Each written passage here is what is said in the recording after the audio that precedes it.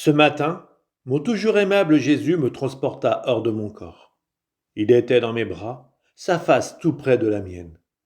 Avec grande douceur, il me baisa, comme s'il ne voulait pas que je m'en aperçoive.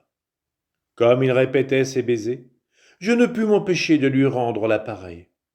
Pendant que je le faisais, la pensée me vint de baiser ses très saintes lèvres, dans le but de lui enlever son amertume. Qui sait s'il ne m'accorderait pas cela? Je le lui ai demandé, j'ai essayé, j'ai mendié, qu'il verse en moi son amertume. J'ai sucé avec plus de force, mais rien. On aurait dit qu'il souffrait des efforts que je faisais. Ayant essayé une troisième fois, j'ai ressenti sa respiration très amère venir en moi, et j'ai vu une chose dure obstruant sa gorge, empêchant son amertume de sortir pour se verser en moi. Très affligé et presque en pleurant, mon Jésus me dit, ma fille, résigne-toi.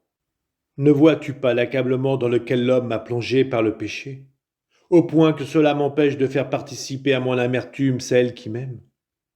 Ne te souviens-tu pas que je t'ai dit, laisse-moi faire cela? Autrement l'homme atteindra un tel point dans le mal qu'il épuisera le mal lui-même. Mais tu ne voulais pas que je le frappe.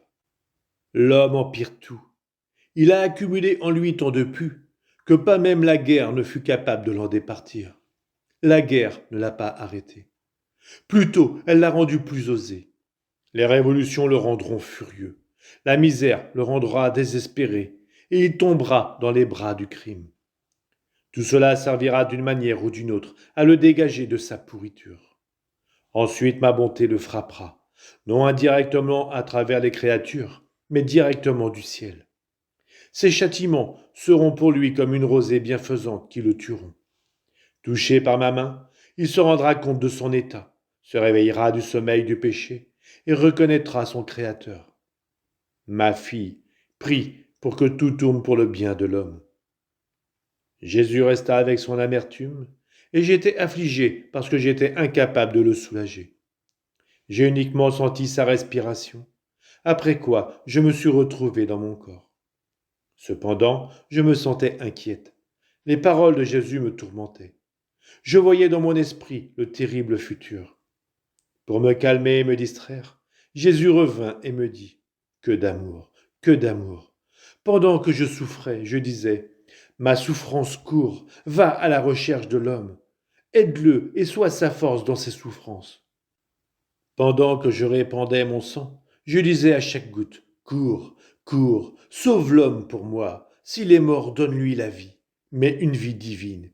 S'il fuit, cours après lui, entoure-le, confonds-le avec mon amour jusqu'à ce qu'il se rende.